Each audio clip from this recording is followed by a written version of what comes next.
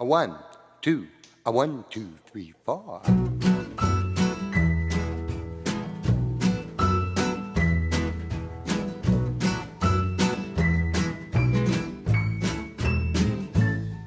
My name is Bob Snider. I was born in Toronto, Ontario, Canada, and long story short, when I was about 25 or so, I started looking for land, ended up here in Bear River, Nova Scotia, and I've been very happy with my decision ever since.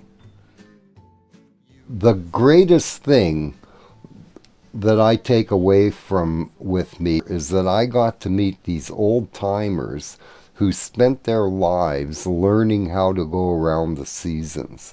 And everybody had their own way of doing it. And it was a real honor to see them in action, do their thing at the right time of year. It could be little things, big things, everything. Their whole life, they've been doing it all their life, and they had a way of doing everything. And that doesn't exist anymore. And I was very privileged to witness a few people doing little things like that. It so happened that when I first moved here, I was sitting in the restaurant and I happened to mention I was going to cut my alders. And this elderly guy from Bear River, a man named Woody Davis, who's very well known at that time, anyway, he told me, don't bother till full moon August. So I said, how come? He said, like, I didn't know him. He didn't know me. I just moved here and everything. He said, they're hard to kill. If you cut them on the full moon of August, they'll die. So that's what I've done ever since, and it works perfectly. Like, you can't kill them, because if you cut them off, they just grow up from 100 different places on the same root. So I've had very good luck. I only cut them 3 days a year. I cut them the day before the full moon, day of the full moon, day after.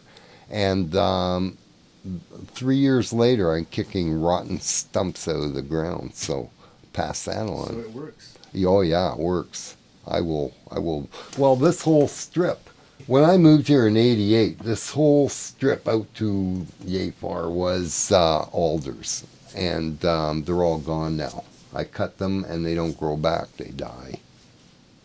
So, but at the same time, now I'm tempted to tell you the wonderful story of the alder, because I started out looking at them as a nuisance weed bush, and I now love the alder even though I cut it.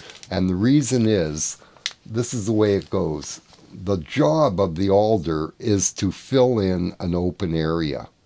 And when it has done its job, and even before that, the evergreens, it paves the way for the evergreens to grow up in the shade of the alders. And then the evergreens grow above the alders, and the alders die when they're cut off from the sunlight. And when the alders die, they release more nitrogen into the soil through their roots than any other plant. And that paves the way for the hardwoods. So they are a beautiful plant doing an important job, but they're no good for your fields. I bought this land here in 1988,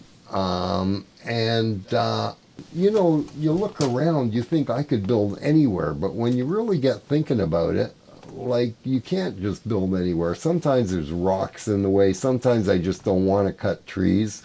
If I had to do over again, I'd build it over there, but there was a big apple tree which fell over about 5 years later.